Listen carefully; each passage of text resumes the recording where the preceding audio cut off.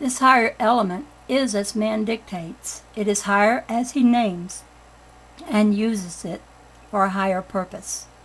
When man stands forth in spiritual vibrations, he can fully determine and regulate these rays and their mode of action. Thus, to man standing in spiritual vibrations, transmutation is going on all the time about him. Transmutation is but creation in the higher sense.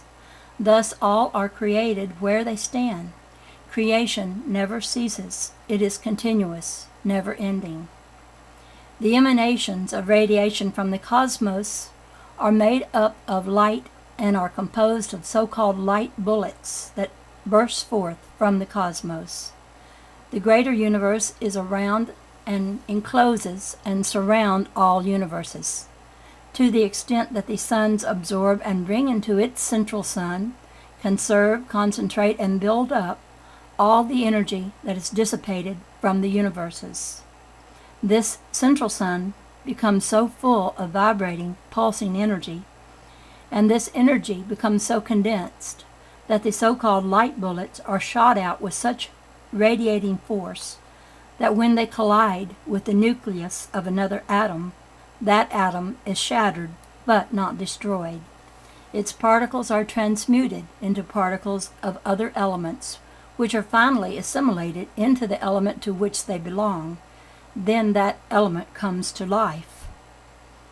Life is the energy that is released by this so-called bombardment of light bullets, and that portion absorbed by the particles released is called the life of the particle, or of the whole element, while the portion of the energy released but not absorbed as life is returned or drawn back to the cosmos, as it were. It is also concentrated and condensed until it can be again shot forth to collide with and shatter other atoms, thus creating the particles that go to create the atom of another element. Thus, creation is continuous, everlasting, expanding and concentrating, then, through reduced vibrations, condensing into form. This intelligent, emanating energy is God, controlling the universe around us, as well as controlling the universe of our bodies, which are spiritual and not material. The transmutation is not disintegration. The intelligence so directs that only a few of those light bullets strike the nucleus of other atoms, at a time ratio and in complete conformity to law, so that no manifestation is overbalanced.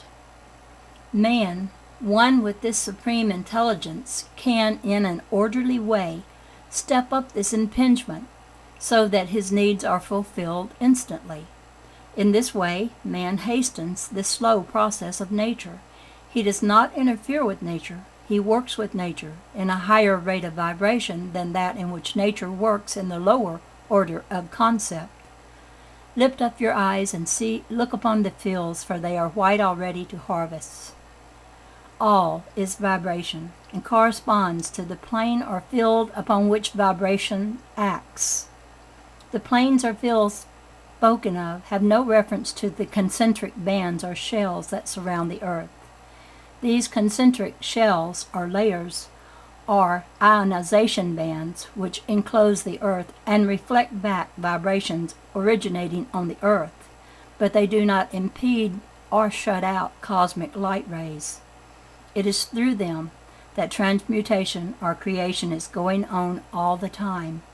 Even our bodies are transmuted from a lower to a higher condition, and we become the conscious directors of this change by keeping the thoughts and therefore the body attuned consciously to the higher vibrations.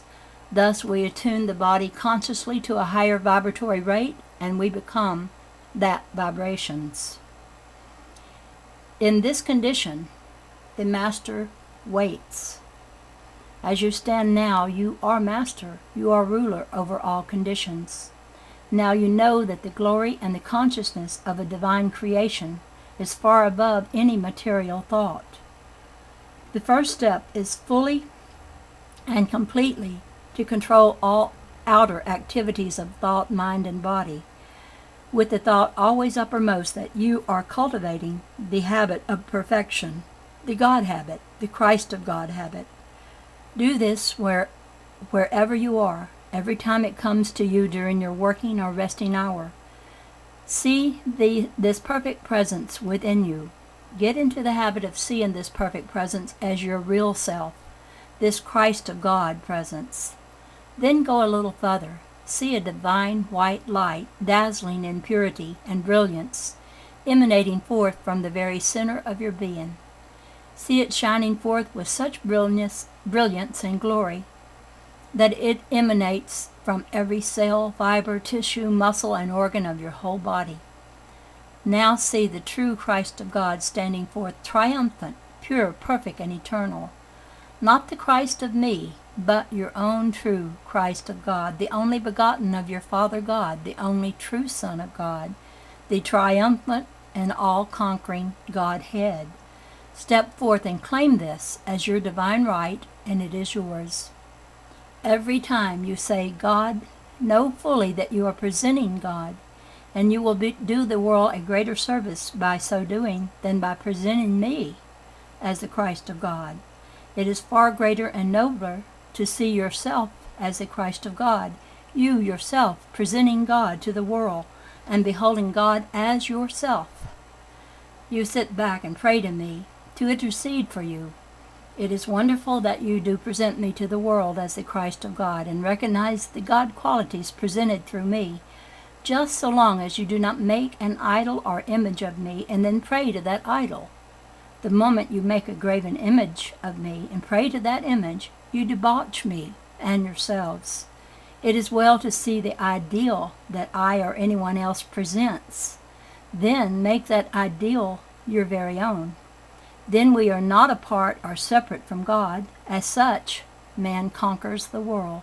Do you not see the greater thing to be accomplished by standing forth one with us in God? If you cultivate this with love, reverence, devotion, and worship, it becomes a habit, and soon it will be all of you, your daily life and existence. In a short time you have brought forth divinity. You are once more the divine Christ, the firstborn of God. You are one with primal spirit, energy. Actually, feel, see, and take hold of this great light. Accept, declare, and know positively that it is yours. And in a short time, your body will actually send forth this light. In every age and every condition, all through the great immensity, the supreme light has existed. It is everywhere. This light is life. When anything is made plain, we are enlightened regarding it. The light shines forth into our conscious concept. Soon the light of life will shine forth to your watching eye, as it has to all great ones. Many of these great ones are portrayed standing forth in a great blaze of light. Although you may not see it, this light is real and is life, radiating from your body. Here Weldon asked if we might talk over some of the Bible teachings, and Jesus readily assented. We arose and walked out of the garden together. Weldon exclaimed, "Just think, here you have contacted these people, and I have lived in the same neighborhood and never recognized them. This day has indeed been a revelation to me. A new world, a new light, a new life stands revealed." We asked him how he recognized the man Jesus. He answered, "You marvel that I recognize the man for what he is? I do not know how I know. I know, and nothing can shake that knowing." We suggested that if he keep his assignment, it would be necessary for him to leave the following Monday, and that 2 of our party would accompany him. "Leave," he replied. "I have already dispatched a messenger asking another person to take my assignment. I am staying here. You just try to send me away."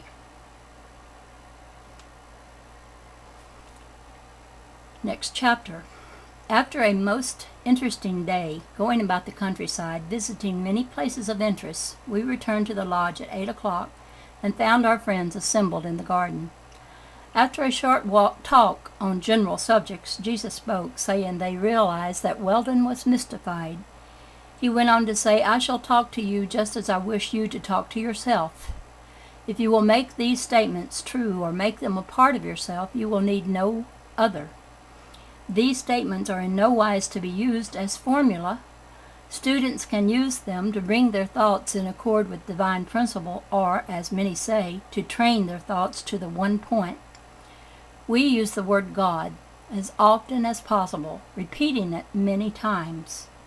It is a well-known fact that the oftener you say or use the word God, knowing it to be the highest principle indwelling and flowing through you, the greater benefit you will derive from it. Allow me to repeat, our thought is, you cannot say God or use the name too much. See God as creative principle flowing through you. Concentrate and energize that principle, and send it out with more dynamic influence.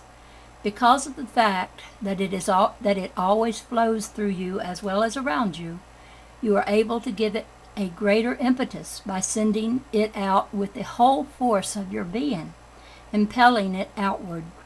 Man's body is the medium through which this force is transformed, and added impetus is given it in order to do a greater work and to be sent forth in greater form. Thus, there is far greater force added to this principle through the fact that millions are magnifying its radiations and sending them out. Yet one man, standing forth in full dominion, can conquer the world. Thus you see what millions could accomplish. The more you use this name, knowing that it is the indwelling God principle that you are establishing within you, the higher the rate of vibration of your body. These vibrations become correlated and respond to the divine vibrations which the word God means and gives forth. Should you say God once meaningly, your body will never return to the same vibratory rate that it was giving off at the time you used the word God. With this thought in mind, make these statements your very own. Put them in your own language if you so desire. They are from you and not from any outside source. Just try for a time and see what it will do for you. Recall that every time you think God, you are God's divine plan. These are not my words, they are your words, coming from the Christ of God yourself. Bear in mind that Jesus, the man, became the Christ as he expressed light, which is pure life or God. God, my Father, the divine principle flowing through me, is all, and all that God is, I am. I am the Christ of God, God-man. All that God, my Father, is for God-man to use. Thus, I am is entitled to use all substance. In fact, God, my Father, is pressing out all substance to God-man in unlimited measure. God principle is my Father. I am the Christ of God, both in whole and in complete union. All that God has, the Christ of God is. Let us take the word God. Why is it that this word has so much power? It is because of the vibrations that are released when the word is spoken. They are of the very highest. They are the cosmos, the most effective vibration. They come in on the cosmic ray and set up the highest field of radiation. This field is all-inclusive, all-penetrating, all-existing, and rules all mass. They are the ruling elements of all energy, and this vibration is the vehicle that carries light and life. The ruling intelligence back of this radiation is what we term God, and through its radiation, the intelligence pervades everything. From this radiation field, both light and life emanate. When man accepts these, he unites them in his body. They are one. This body responds immediately to the light vibration, and he is God vibration. His body radiates light. Thus, one standing forth as God is often invisible to one functioning in a lower vibratory field. This is the reason that the word God is so powerful.